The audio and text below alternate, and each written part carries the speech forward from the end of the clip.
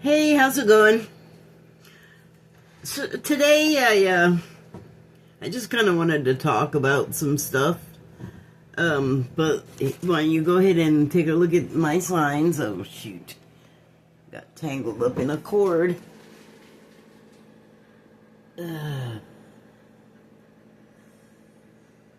Okay, well, it's just going to be behind me the whole time if you care to look at it, but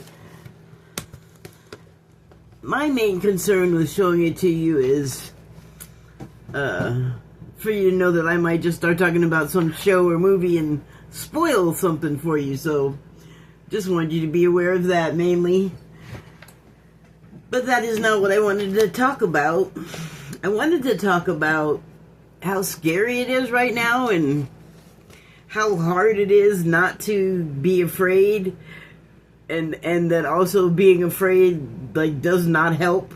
It doesn't do you any good to, I don't need to explain how to be afraid. I think we can all figure it out for ourselves. I think it's probably unique to each of us how we do fear, but it's not helpful in the situation. And here's an example of why.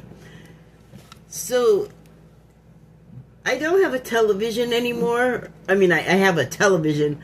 I don't have service where I can watch, network television. I don't have cable anymore, is what I'm saying. And it's been, I guess going on 5 years now, but I don't see, news the way I used to. I actually have to go look for stuff.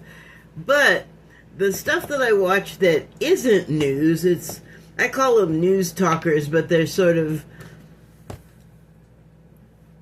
aggregators of certain types of things. And that's why it's like a whole shopping situation, because you're not going to find all of any one thing in one of these alternative news channels on YouTube or a podcast. So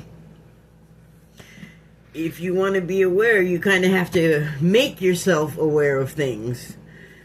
But certain things that are huge get out and get everywhere. Right now there's a lot of talk about Medicaid cuts, and you can get the talk about it from a lot of different angles. And it sounds pretty pervasive and would be completely dangerous and damaging once, everything was put into effect by a bill that was just passed, that I'm not going to name it because it's a dumb name, and it's a misnomer, and it's not what it claims to be, let's put it that way. But that's kind of the tone of things right now coming from the current administration. If they say something, if they make a statement, usually whatever the statement is, the opposite of it is true. It's a very bizarre thing, but it's kind of their thing. So,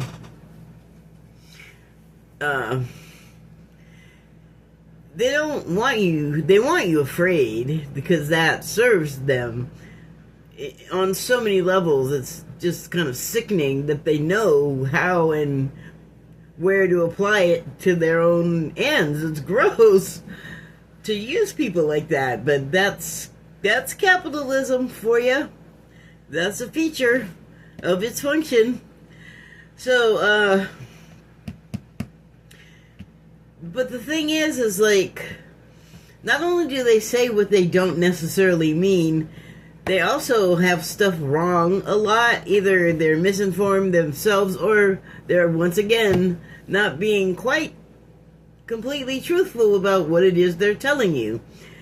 So, it's everywhere. Again, talk about the Medicaid cuts, but what I just learned earlier, and thank goodness I did learn it, especially so I can share it with you, is that cuts to Medicaid are not to take effect until 2029. So there's them getting us all whipped up and fearful. And when I say them, I mean the Trump administration, who and all of the Republicans that are voting for that to happen, this bill that, as I mentioned, is big and silly and terrible.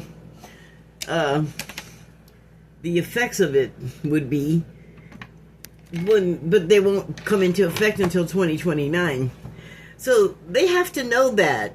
I mean, it's their bill, it's their goal to create all this havoc, and make people scared and upset and crazy, And it's weird that they would want to do that, because they're going to make people angry. And this is the same administration type of people that have made guns so pervasive. And it's like, why are you making these people mad? What do you think they're going to want to do with the guns? So, sorry. Like that. I don't know. That. And so then the other thing that came up, as I was just kind of going throughout my day yesterday, just like viewing things, and I don't know, I think I was like searching for something, and I kind of found it, but it was like, I had to like assemble all these fragments. So one of the other things that I came across was some stuff about Nietzsche. I forget his first name. Philosopher that was really popular in like the 60s with like the Ken Kesey bunch, the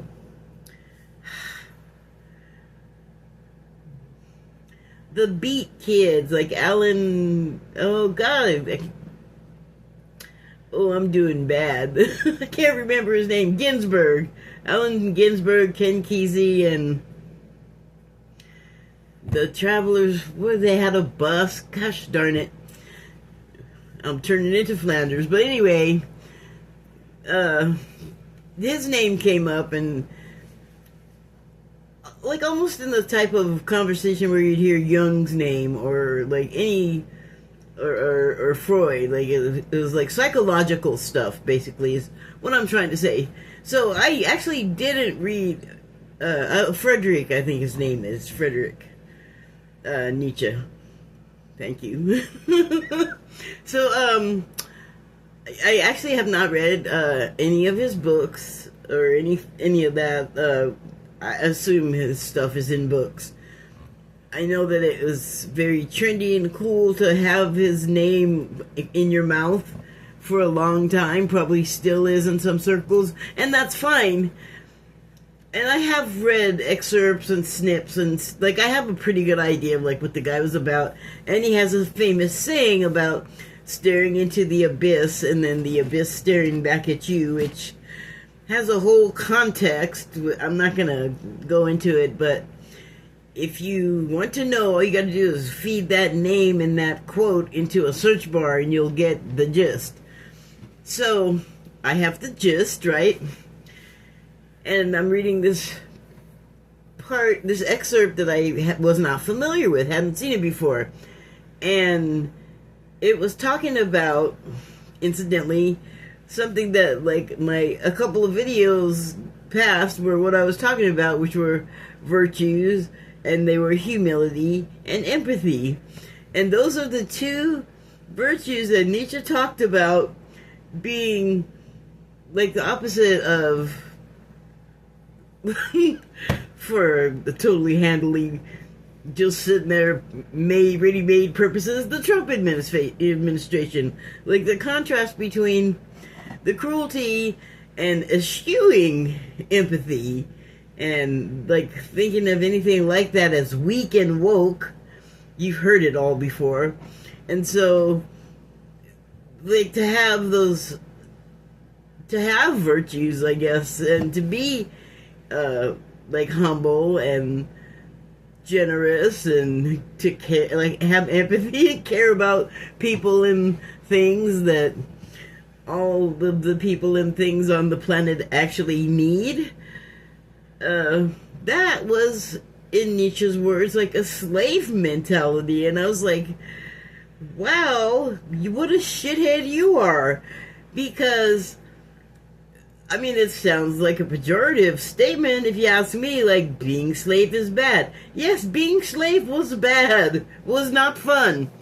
But the thing is the people that in our U.S. Civil War period that were slaves, that came through the slavery, that survived it, I would think that having gone through all that strife, people would understand that you came through it a stronger person. And if you came through it a stronger person, because it was torture and abuse and lots of fear, just layered onto these people, and restrictions, and you weren't allowed to think, and you weren't allowed to learn, and it is stressful. Like, we have just seen examples of it in the last Trump administration at the U.S. border with Mexico, where people from south of the border and wherever else were coming in and being treated just horrendously, separating families from their children, separating grown people that are in a family from one another, and just losing them places where somebody knew where they were going, but not those families. Press couldn't get a handle on it. I mean, that is some dystopian shit right there. That is bad. Like, as an American, as a USA person, I don't want that. I'm against it. I don't like it. So, it kind of pissed me off that was his view, because it just kind of like, I understand where he's going, but it's like, here's the view, and then boom, it just runs into a wall and stops there. It's like, don't just think like people that came from slavery are weak and I don't even know what. Like, see, the thing is when something like a whole Civil War slavery situation happens, or just like the history of Europe arriving upon the indigenous peoples of America, of the Americas, like from Canada to wherever's the tip down there by the pole. They just came in and steamrolled whole civilizations and cultures and lives, and because we're what? You're terrible is what it all amounted to after all this time, and especially at that time, because shocking and violent and rape and pillage and just horrible. Like, so, but that needn't be the be-all, end-all of a situation like that, because whoever comes through it alive, in one piece or not, you have been through a whole constellation of experiences, and each one is full of information, like what can be gained from experiences. And for you to just be all slave stuff and that's the end of it, it's like, no. Stuff goes on. Slavery ends. People's situations change. People take, what they gain from those experiences as a slave or a slave owner. When stuff changes, that's what you have banked in your information carrier, or whatever, to look back on and to draw upon going forward in your life. So it's like, I thought for a smart guy that was a pretty stupid determination to make, and then just leave it hanging there at nothing. I got all worked up about that. Excuse me. It just made me mad. It's like very short-sighted. So another thing that I heard earlier, and so by the way, I have to credit Linda G, the Comanche psychic, because she was the one that brought my attention to the fact that those Medicaid cuts are not set to begin until 2029. She was just talking about a lot of things that I wasn't aware of, which is another way I find information. Like, somebody says something, and then you know what you can do when you hear something like that? You can go look it up and see if it's true, and gosh darn it, it's true. So it's good and it's bad, because those things when they get set into law from a bill, sometimes take years and years to actually go into the effect that everybody gets so worked up about, which means between now and 2029, things could become very different, and those things that are in that terrible bill might not really get to come to be. Although, I would say that they will take advantage of the fact that people think it's going to happen tomorrow and are scared to death and are kind of just already expecting it. That they'll just go in and start incising things, knowing that to be the case, because a lot of us will not feed that information into a search bar and find out more about it. Having heard it, they'll just be like, oh my god, that's horrible, and that's the end, that's the way it's going to be. I even went there a little bit, and I know that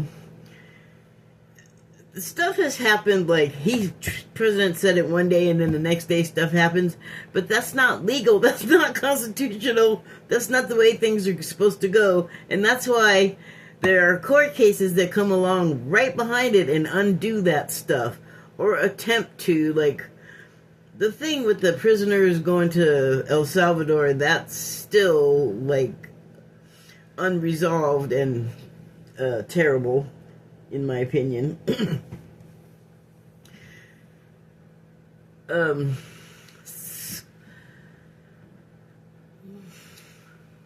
She said some other things that now escape me, but if I remember, I will credit that to her, that, you know, that's where the information came from.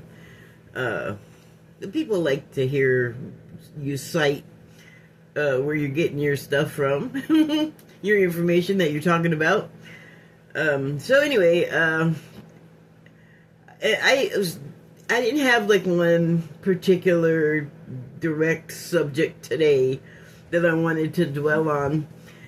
I just wanted to talk about like some odds and ends, and one of the things, and this made me kind of happy, and I think I'm making it a point to try and learn my mediumship. Like, I'm having to like teach myself as best I can, but there's lots of information out there to help you do it. And so I'm watching Linda G talking with another psychic, and what was her name?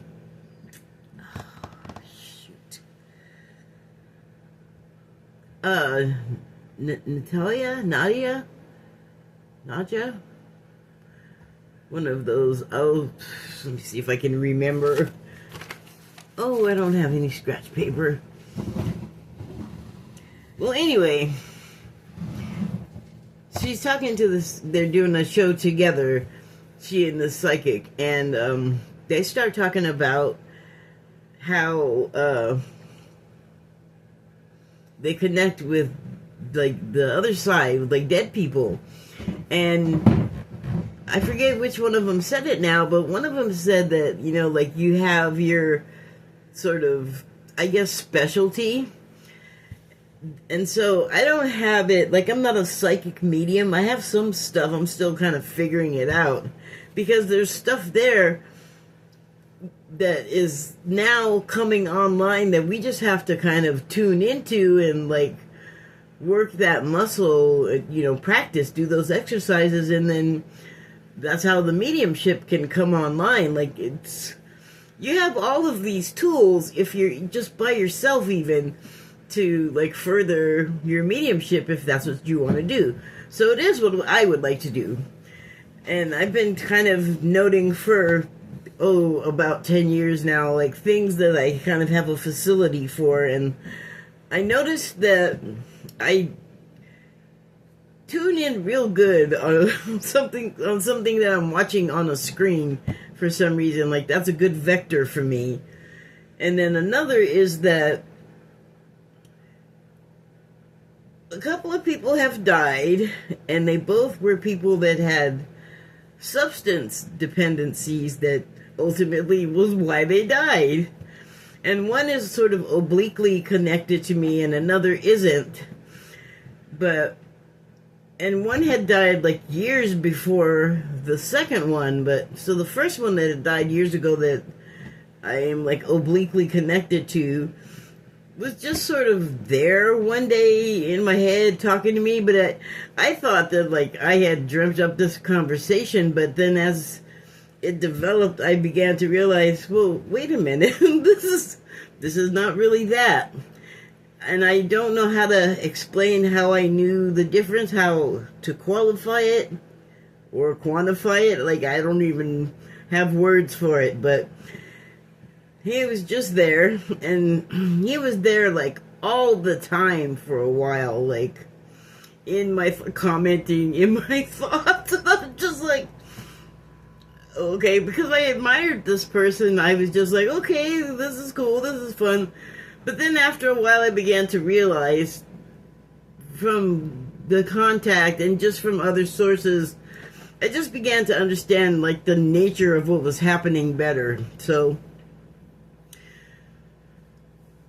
the best thing I could say is that they're kind of like a guide, except I also felt like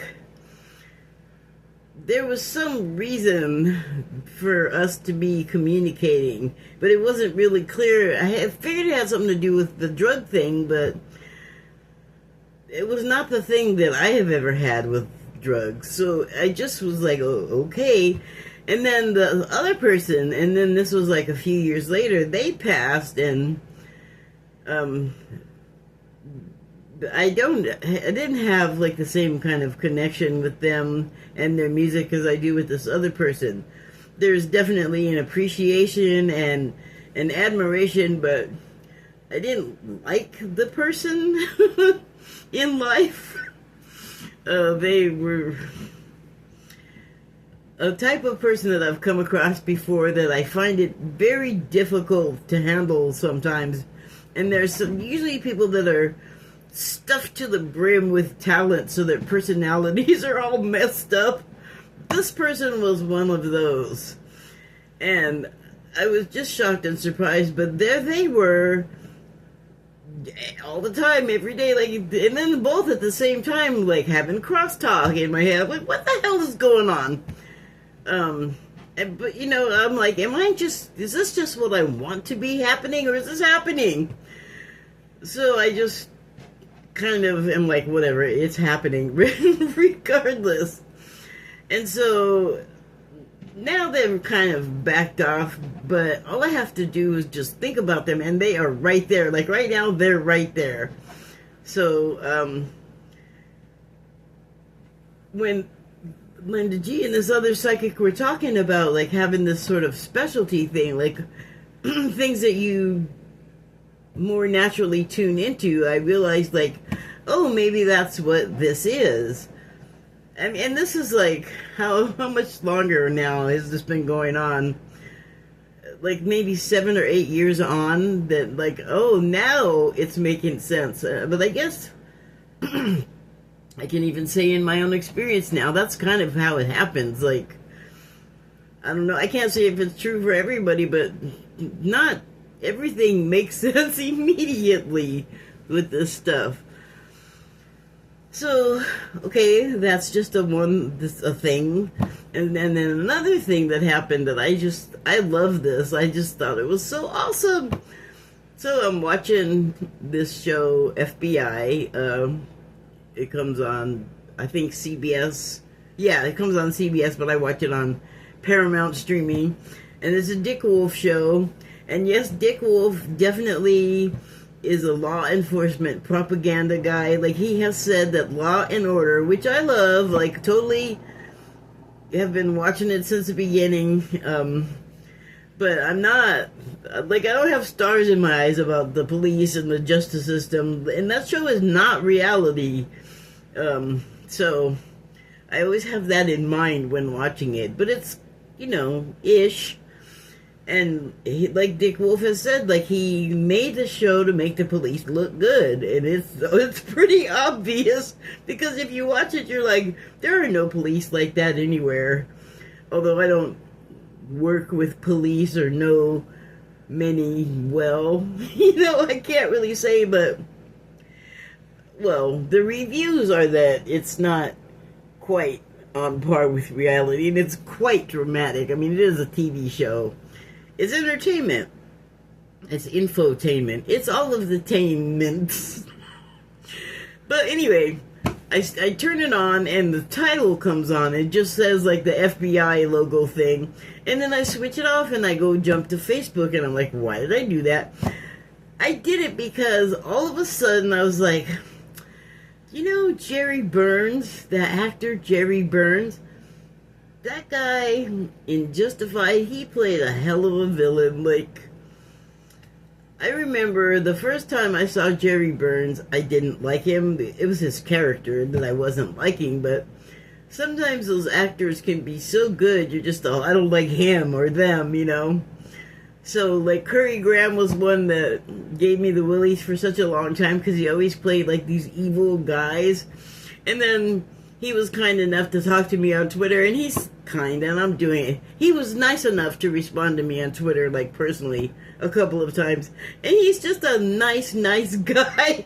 Like, obviously, he's not going to be, like, the characters he played, but James Woods in the Onion Field movie, which came out when I was like 10 or 11. I had read the book, and then I went and saw the movie, and James Woods scared the living crap out of me for years. And I knew he was an actor. I knew he was acting, but, you know, he like cut his hair, and it was bleach blonde, and he looked freaking crazy and dangerous. And he has an intensity that comes through for me, the screen. So some people, but that's like, it's like the highest of compliments if you're that effective. My goodness. So who was I just talking about, like, just recently? Jerry Burns. So Jerry Burns, I wasn't like fearful of him, but I remember always thinking, like, oh, that little, you just wanted to, like me, I wanted to, like, he brought that out, like, he was that good, right? So, I go on Facebook, and I'm like, I'm going to write something nice about Jerry Burns, and I say he was a great villain in Justified, which he was, because he was not very good at being a villain. Other villains would terrorize him and steal his stolen stuff, and Raylan, Timothy Oliphant, well, shoot, I'm not going to spoil it. Go watch Justified, man. It's damn good. And so, and Walton Goggins is in that too. But Jerry Burns, his role, his criminal in there is so, he's like everything. He's bad. He's bad at being bad. It's funny. It's just comical. Like, everybody takes a dump on the poor guy. And, okay, I got overly effusive. I just wrote a small bump and posted it with a trailer of Justified, and then went back to go watch FBI, and guess who the guest actor was? Jerry Burns. I didn't know that. It's not, like I said, I don't have TV, so I didn't see commercials saying that the character that he played was going to be in that episode, which I wouldn't have remembered the name. I needed to see Jerry Burns to know it was Jerry Burns, but again, no TV, so no ads. I had no idea he was going to be in that episode. I turned it on. The FBI logo goes away. The first scene happens. All of a sudden, there's Jerry Burns.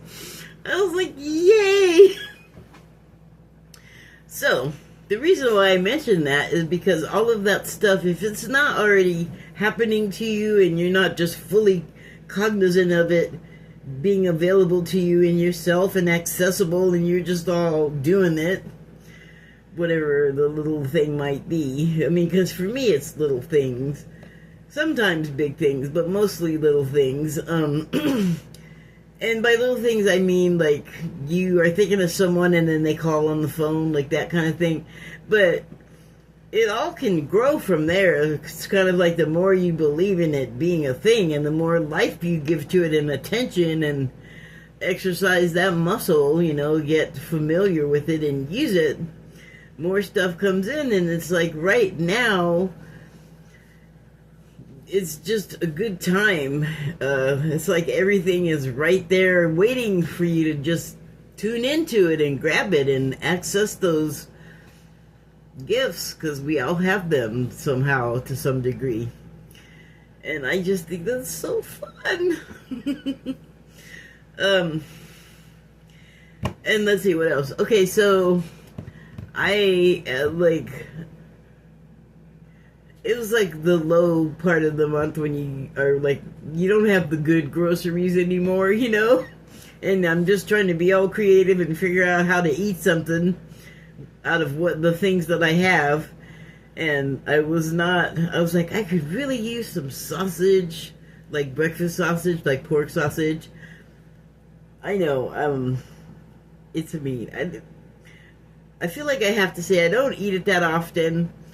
I actually prefer like all plant stuff, but sometimes with my hair and nail problem, I gotta eat meat. So anyway, I was thinking, well, what I have would be good if I had some breakfast sausage. And I wish I had some lemons too, because I could make something else with what I got if I had some lemons. And I didn't have any more like money or Snap to go to the store with, so I didn't. And then the next morning, I have a box that comes, like a charity box, and I opened up the box and guess what was in it? Breakfast sausage and lemons. That's what I mean. I mean, it's just like it's right there, and if you're open to it, and by open to it, I mean like just as simple as like that could happen. I believe that could happen. I think that's all you need to have on your side for it to start happening with you. I just think it's so fun. So, excuse me. Let's see. Also, and I was just feeling yesterday, kind of before all of this stuff I was talking about happened, was I couldn't quite get a handle on what the heck I was feeling. I was definitely feeling things from all directions, like political stuff in the U.S. is crazy and, could build anxiety. And like I was saying earlier, I think that's exactly how they mean it to be, to just keep you, like, off balance.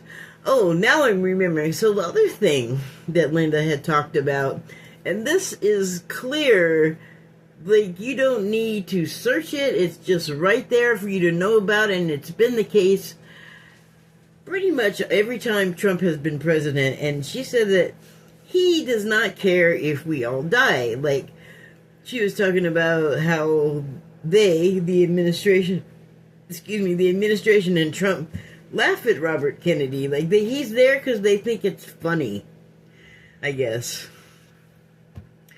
And they're like totally like vaccinated and do all the health stuff, but they'll be all letting everybody take ivermectin or whatever thing that is, like, if ivermectin was like the thing that worked for everybody and it was all perfect, it's not like anybody tried to hide it from anyone. Everybody was talking about it. Did everybody that take it not get COVID? No, people still got it. They laugh at that. And so the other thing was, the measles vaccine, or to have it or not, like, he thinks it's funny that people died of measles. Trump, I guess. And not just him, but I'm sure his little gnome, Stephen Miller, thinks it's hilarious too. And just all of the rest of them that are around him are just, they've decided that they are just going to be sold as ghouls or something, and not caring is the way to go. I don't agree. But it's pretty clear that they really don't care if you live or die. Like, look at no FEMA after the hurricanes. The storms, they're just starting now, and they're going to be bad. They're going to get worse. people are gonna get slammered. It's not gonna be good. Well, I mean, good will come of it though, because people are gonna be like, "Are you kidding me? You're not gonna. You don't want us to have medical. You don't want us to be able to pick up our lives after a storm." And hey, the insurance companies in that, they are not. I'm not gonna say they're on your side, because what was it? Allstate left California completely because of wildfires. Really? I mean, what is insurance for if you can't get it to help recover? They don't want to pay for it. It's too expensive now. So we've known forever that various insurance agencies like auto and home don't want to pay if you live in Tornado Alley or wherever there's high incidence of vehicle accidents. They'll do whatever they can to not pay. Look at United Healthcare. They're my healthcare company. I absolutely do not think it's okay that that young man came along and assassinated the man that was running it. But I also know that for a lot of people, not myself, they won't cover things. Actually, there was something they wouldn't cover for me, and that was weight loss medication, unless I had diabetes. And I was like, so you want me to get diabetes and not avoid getting diabetes by giving me the weight loss medicine? You want to wait till I get the diabetes and then give me the weight loss medicine? That has no logic in it at all. It's just not there.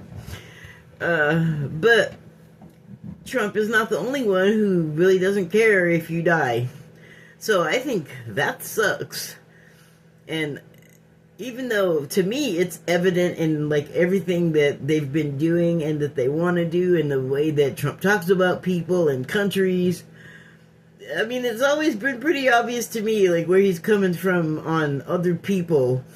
And one thing she said also was that he hates the MAGA people. He hates his own people. He'll go out there and dance like a toy monkey for their cheers and whatever, and so they'll buy his crap. But man, that's weird. Like, I can't do all of that for people that I don't have it for. Like, if I don't like to use the hate word. It's so final, but I can intensely dislike you, and but I don't want your money. I don't want you to adore me. That's gross. Like, that's weird. Okay, but so there's just so many things I think that are pulling at all of us right now to kind of either take us apart or take us out. It's like decision time or something. And I know that sounded harsh, but these are decisions that we ourselves are making. I'm talking about, like, everything that's happening is happening because we collectively, on some level, agreed for the conditions to be the way they are, so what's happening happens. And some of us stay and fight and work, and some of us get really hurt by it, and some of us decide that it's time to go. Like, I'm done. This is too much. This is more than I would like to do right now. Or maybe that was always the plan. And it's not necessarily like it's so easy to forget that that's really what's happening, is that stuff has been laid out and the things that are happening were meant to happen. Like, we don't remember consciously, many of us, but on some level, this is all okay with us. So crying and moaning about it is kind of cross purpose, against purpose. And it would be like creating resistance for yourself, because one thing that I have learned is, like, if you give in and surrender to what's happening instead of fighting it, things are going to play out better for you in the end. Like, it's more about how you approach things and what your vibration is, like your attitude for entering whatever the situation is. That's going to affect the way the situation plays out. And so that's why the fear thing I have talked about a lot. I was thinking today, like I started a new channel and just called it Kathy Sample 3, and it just has the same stuff I'm putting on my regular YouTube channel, but I got it's phone stuff. So I'm just gonna just put stuff everywhere, but I got all confused talking about the channels and lost track of what I was saying. My point is, though, that the fear, like, messes us up. And, you know, Linda was talking about this, I've talked about it, is when we create resistance in our situations, it slows down whatever's happening. It slows down what we want to happen. And it's so, the vibration thing, if you think about it like a radio station you're trying to tune in, and there's just a little tiny sliver between static and static, it's like, if you are not in tune with what you're trying to do or what you're doing, then you're going to run into static, and it's going to be difficult to hear what you need to hear clearly, to be heard clearly. And when you deviate from the little tiny sliver of alignment, then you run into all this static, which would equal problems. And so, I mean, that alone is a reason to kind of keep it together, regardless of how you're looking at it. Like, if you remember that this was all planned out or not, it's still going to serve you to not freak out when you're trying to accomplish stuff.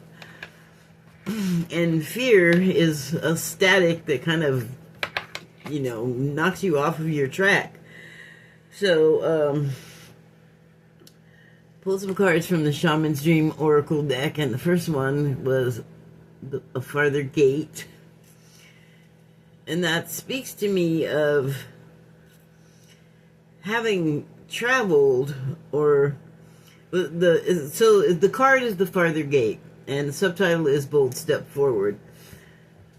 And so this to me speaks of like the end of the journey, not the beginning, but what you're aspiring to, what you have to look forward to. And if you're in this place where there's a state of fear, I mean, it doesn't necessarily have to be your own state of fear that makes things all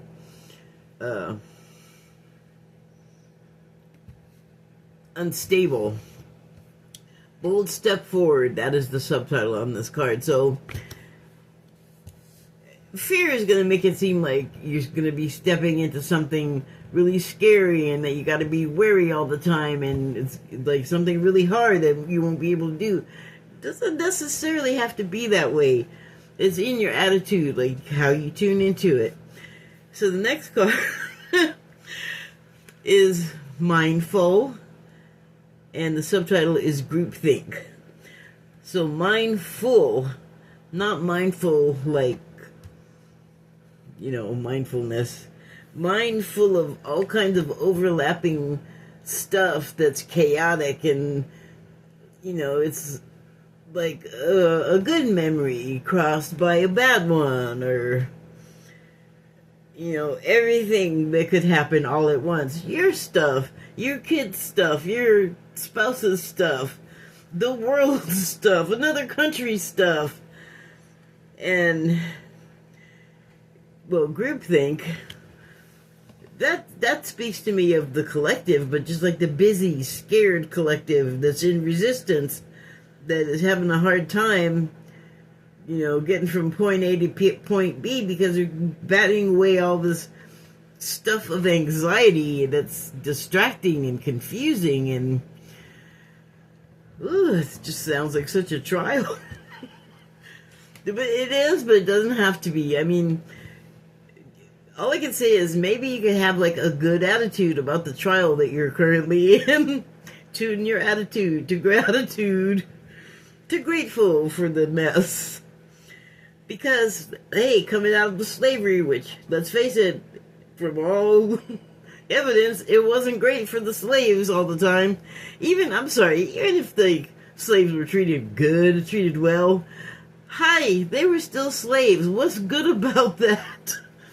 Stop trying to whitewash that, just make it all good. No!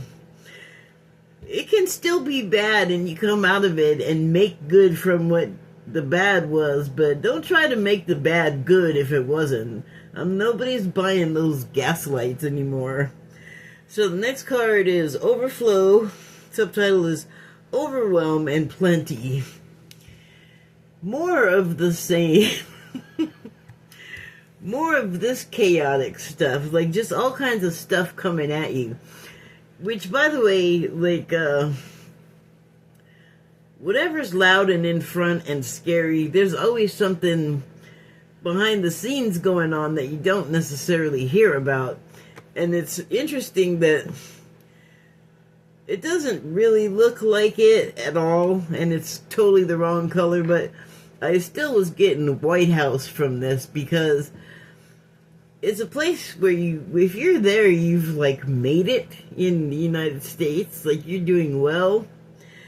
But there's so much going on that it's like, speaking of whitewash, they're wanting to change the meaning of words, the meaning of agencies, and what people are doing and have done into something other than what they did and are doing, and making it negative. And it's like, plenty, because it could be that, and it is like I said, if you've gotten there, then you have access to a cornucopia of plenty, you know.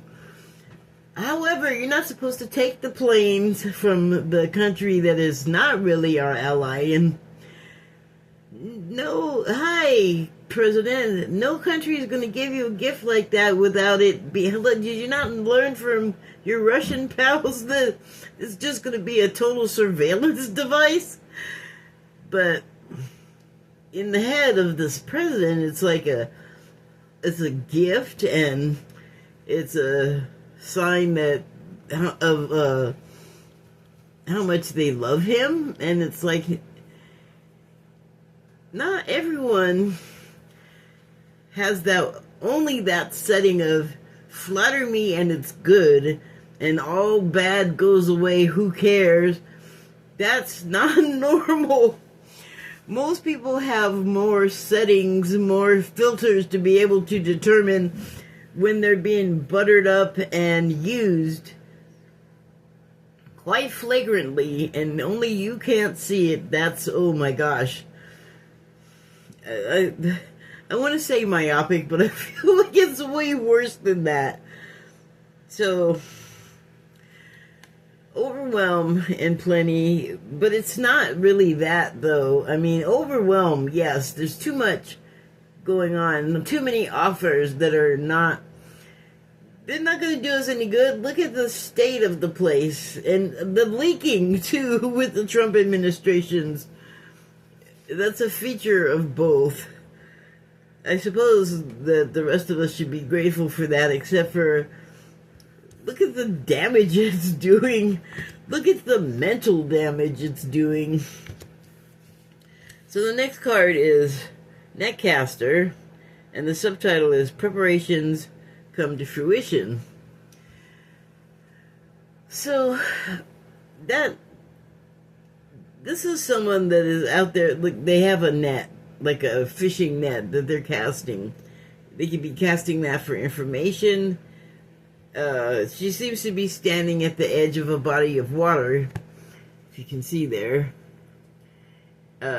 Which means that she's going to be catching fish or something for sustenance, for food, and, you know, food for thought with the information, for defense, for just knowing those things that are no longer there, established the way they used to be, because they've all got sort of washed away as irrelevant and unnecessary because they help people and they prevent people from not surviving when a hurricane or a flood hits your home and you're suddenly without the help that you would have had in previous times.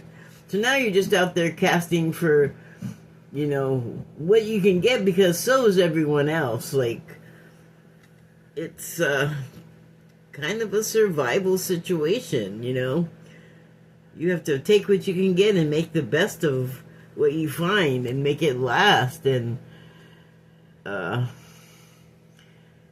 preparations come to fruition. You have to stock up. You have to, be ready for things like supply chain interruptions. Although, evidently it's not going to get as bad as we can imagine it, and I'm thankful for that, because I think we can imagine some pretty frightening outcomes. But the thing is, there's a couple of things. Terms are going to end. Trump is the one in charge with the big mouth. He's the one that could possibly, with the help of his enablers, do bad stuff, either through his own ineptitude or criminality or just age and failing health. He's not going to be around long enough to do a whole lot of damage. And that's why the Medicaid thing, to swoop back around to the beginning, since it's beginning in 2029, the cuts officially, there's a lot of time in between, particularly if Trump, for whatever reason, is out of the way, that healing and repair, frankly, can go forward. The last card I pulled was The Crossing, and the subtitle on this one is Initiation. So, another one of those, sort of mediumship things. I thought of this card when it happened, although it happened yesterday and I pulled this card. Well, I guess I did pull this card yesterday, so it may have been on my mind, but I found a portal on this card, and for me it works with, it's like a circle right there, an oval, and there's all this, wait, is that direction? I guess I'm doing it backwards. There's the oval, and there's all this light and power coming through, and it's like you've gone through your initiation and this is what you're stepping out on, and it's a new sort of precarious path but maybe that's just the novelty of it, because once you get going, you're going to be back on firm ground again. You can widen your stance. You don't have to do a balance beam act. But the thing about this portal, I want to go back to the mediumship that I was talking about. I was watching this other psychic who's British, and her name's Nikki Taylor. And she had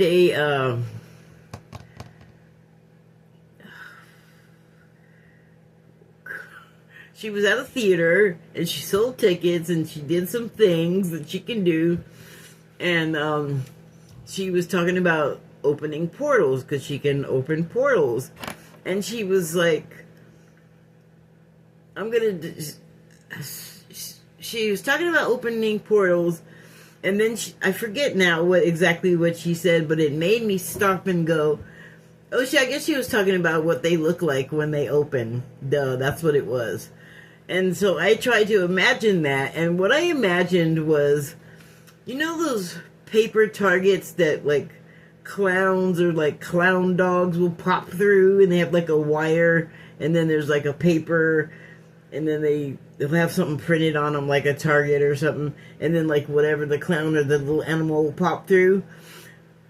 That's what I thought of, was the front of the portal being this circular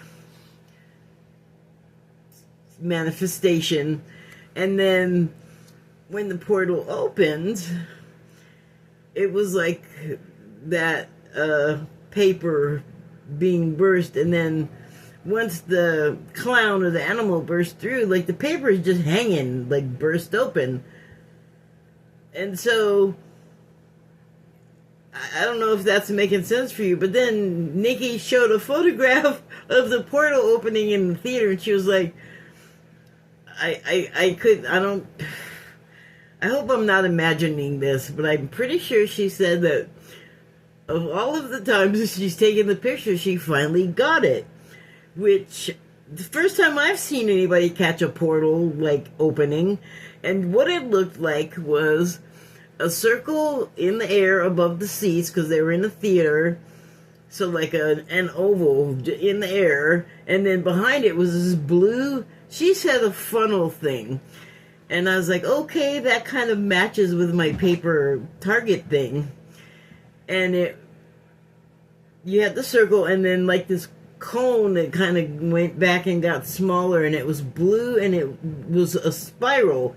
You could see like a spiral of energy, I guess. And she talked about like the spiral that you kind of step out. Well, here you would step out of the spiral onto the bridge. And I was just like, okay, cool. So I was able to like tune in onto that somehow. Because I don't claim to open any portals. If I do, it's completely unintentional. Haven't even tried to go there in my own. I'm still trying to figure out how to get a hold of energy.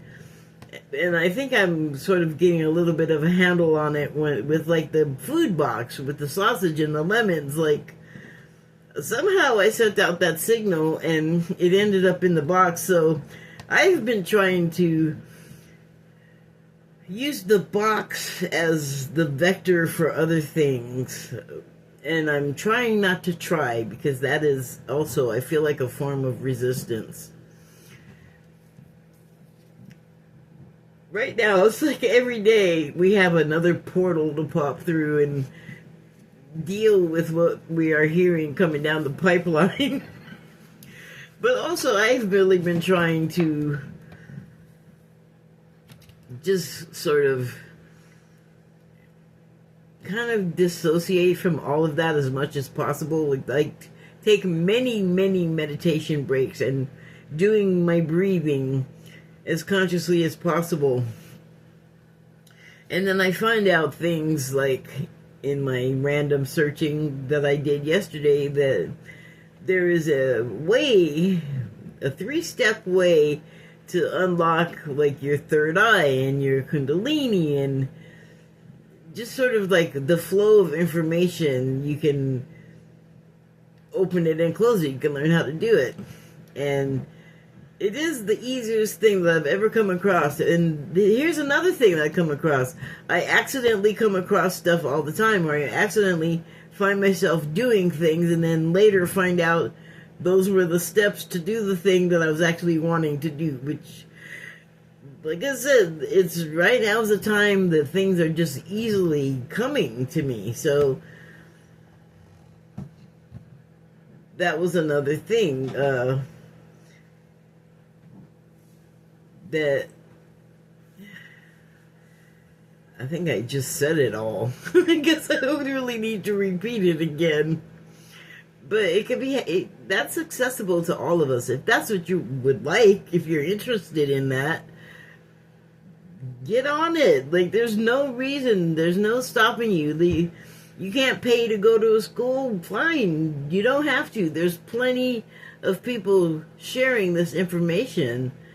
And it's good. Like, the more people that know about it, the better. The more people doing it, the better, because it adds to the collective, especially when you're a part of the collective that's sort of trying to lean to the good column and to help more people that rather than hurt them column, you know, the column that's antithetical to the not caring and the being okay with the losing people and actually finding that amusing. That is not healthy for the collective. And so, as all of this plays out that we pretty much have all agreed to, that we're doing together, I know it's hard, but I said it before on here in something that I wrote recently, that I'm trying not to lend weight to offenders and offenses, because like coming out of the slavery, you had a bad experience, but just take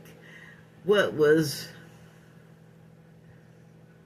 what you got from there. And, you know, if not immediately, somewhere along the line, something that felt horrible and made no sense and was bad at the time will come in handy later in a different way. I'm saying it with a certainty because it is an experience that I have lived. And so have you, likely. You may not think of it in those terms, but it happens. Because we forget what's going on, and we do, like, sort of wander through life and are doing stuff and don't realize, like, oh, wait, the thing I'm doing is a thing. So, okay, that's just sort of random collection of thoughts, but I just wanted to share those with you, and that's enough talking from me now. Thank you, and good night.